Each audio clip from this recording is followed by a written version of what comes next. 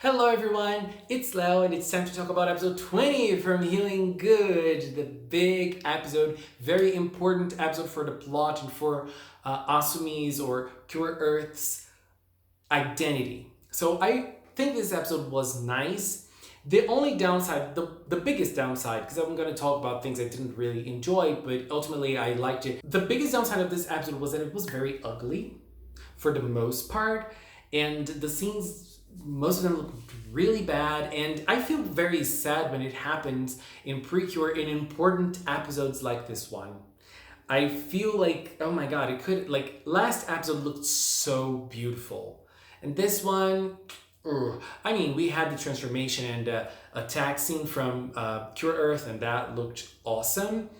But apart from that, not that much. I didn't really like the style of the episode itself.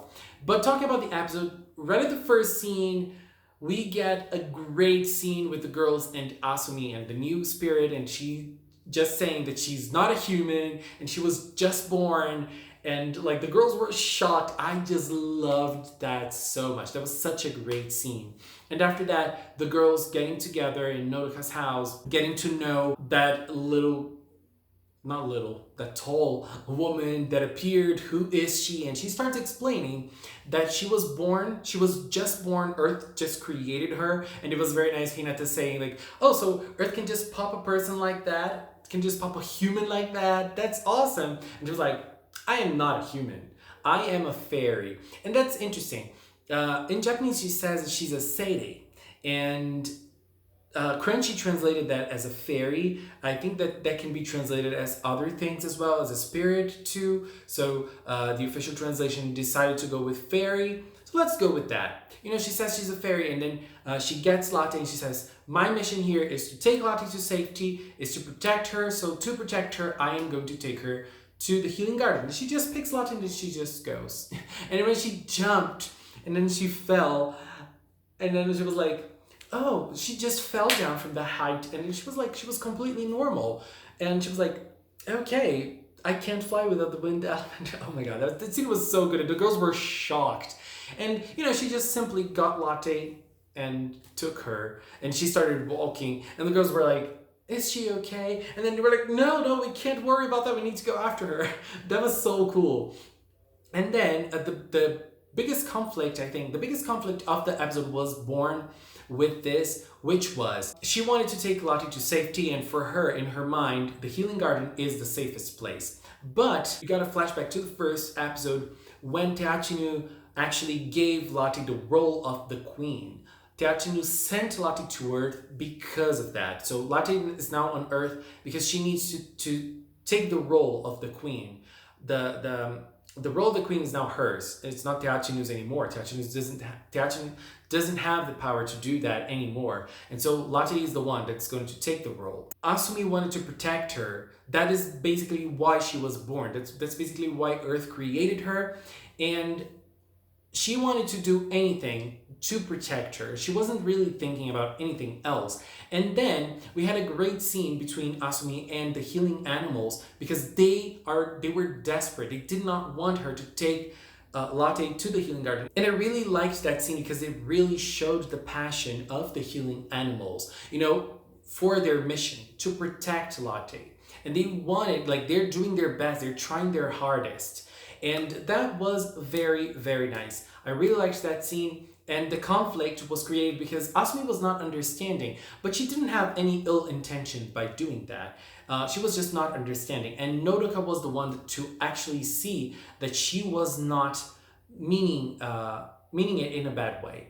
But before that, there was a nice moment there. The girls had to run to get where Asumi was, to get where the spirit, the fairy was. Hinata and Nodoka were very tired, and Chiyu wasn't. That is a nice detail. Chiyu is the sporty one, so she can run. Girl can run. And so we had this conflict. But Asumi, the spirit, the fairy, couldn't listen to Latte. She didn't listen to Latte at all up until that moment. And then Nodoka gave her the stethoscope and said, listen to her, because a monster attacked. And so the girls had to go fight the monster. And then on the other side, we had the villains. We had the King Byogen appearing again. My theory, down in water, it sank Girl, it sank. Inu, we were wrong. And now Batete Moda was there promising King Byogen he would defeat the Cures and he would bring something because he would defeat the Cures and then he wanted to be the leader of the team. And he had a secret. I was finding it strange because the last time we saw that in episode 11 or 11, right? In episode 11, a monster stayed for a long period of time and Batete Moda was born. And now in episode 19, a monster stayed for a long period of time and nothing happened. No, something happened. The big power of the Mega Byogen actually made some like green crystals be born, and then so those green crystals could be used for something. And Guairu saw that.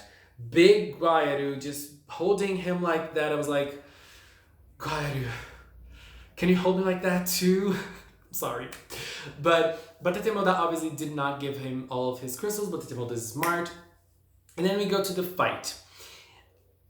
I found interesting that they thought of something by not invalidating the Cures right now. I mean, they wouldn't be able to defeat the monster, so Cure Earth would have to jump in, but why? And so there goes those green crystals, and I think that this is a nice idea. This is a nice way of saying, look, the girls are not being able to defeat those monsters, not because they're extremely weak, but because there is a bigger power at hand, and they just haven't powered up yet.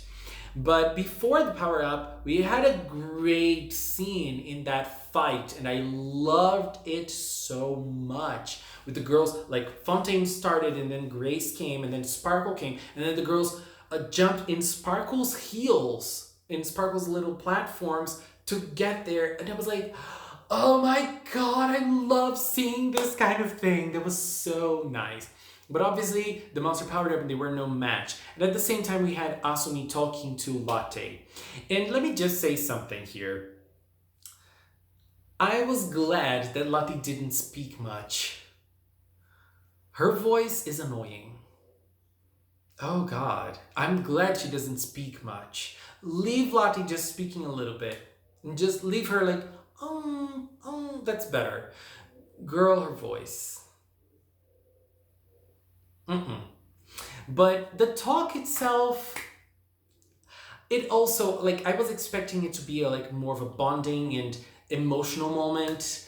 It wasn't for me. It was kind of like Latte saying, I want to stay here. This is my mission. I want to, not Latte's part was nice, but Asumi's part was kind of she was so close-minded on her mission to protect Latte. And now she changed because that's what Latte wants, and she treats Latte like this goddess. This is kind of strange. I didn't really connect with this part. I didn't really like it. I can't put my finger on why I didn't like it though. But then they transformed, beautiful transformation, beautiful soundtrack. Oh my god, the soundtrack. I loved it. And then they started fighting, and then they started... Oh, the fight. Girl, the fight was so... Oh, I loved it. When Cure Earth arrived at the fight, first, Batete Moda looked at the monster and said, I'm going to fight her and you're going to fight the girls. And then the girls started... Oh, before that, the girls used their bottles. Why? And then the fight, when Cure Earth already arrived in the fight. So we had Cure Earth against Batete Moda. Cure Earth was super fast. Like the wind. Loved it. And it was interesting. Something that was interesting was that the Cures, when the three girls were fighting against the Mega Byogen, Batete Moda fought against them, and he was able to knock them out very easily. And even Fontaine looked at him and said, Batete Moda. He said his name. She said his name. And then, when it comes to Cure Earth, he was like, you're going to be my opponent and I'm going to defeat him. And she's like, I don't even need to know your name. You are getting defeated today, girl. She didn't even ask his name. She just went on to the fight. And then the Mega Byogen jumped into the fight as well. Healing Hurricane defeated both of them. And I loved Earth's looking at him and saying, I don't even want to know your name. Epic. This is going to be one of the most epic. This is already part of PreCure Pathronon to me. Like, this is one of the most epic moments in PreCure. I loved it so much. And then she used her power and she defeated both of them, Mega Byogen and Batetemoda. I was shocked. I'm still shocked and I'm still like a little sad because I don't want to see Batetemoda go.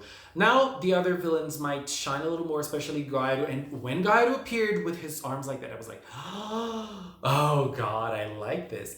But at the end of the day, Batetemoda was defeated.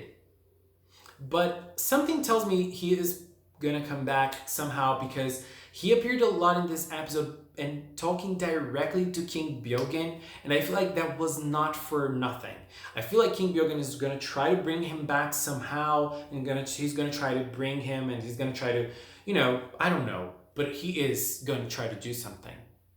That's what I think. And every single theory I had was wrong. And then at the end of the episode, we had a scene with Teatunu, and Teatunu said that Teatunu was thankful because of what happened, and she knew, she could sense something happened to Latte, and she looked at the statue, and she was thankful for the statue, and she said the name Fu. So I believe that was her partner's name when they fought together back in the day. And this girl is not the same girl that fought alongside Teatunu. Teatunu fought alongside a real human. This is just a creation that Earth did to fight alongside Latte, because Latte needed to be protected, and that's how Earth came up with someone. Earth is not very creative, it seems. And then we had the creation of her name, which was pretty nice. Earth Chi Vainata. Obviously that didn't work out, but Asumi, because Kira Asu, the pronunciation of Earth in Japanese, it was very similar. So Nodoka created Asumi. And then we had Asumi, Asumi-chan, and Asumi-chi. And she was like, which one of them is my name? That was epic. That was epic and golden. I loved it. Anyways, episode 20, a very good episode. I said my downsides here, but ultimately I think it was a very good episode. I think Asumi is going to be a lot of fun. And the official website stated that Asumi is 20 years old and her birthday is today. Today is August 15. So yes, girl is 20 years old. I have no idea why they decided on this number, but she is the oldest PreCure for now. At least I love this. I mean, an older woman, but she's not really a human, so being 20 or being like 200 doesn't make a big difference, I think. So yeah. Anyways, that was my view on episode 20 from Healing Good. Please leave a comment with yours. Let's keep talking in the comment box below. Thank you so much for watching, and until next time, bye bye!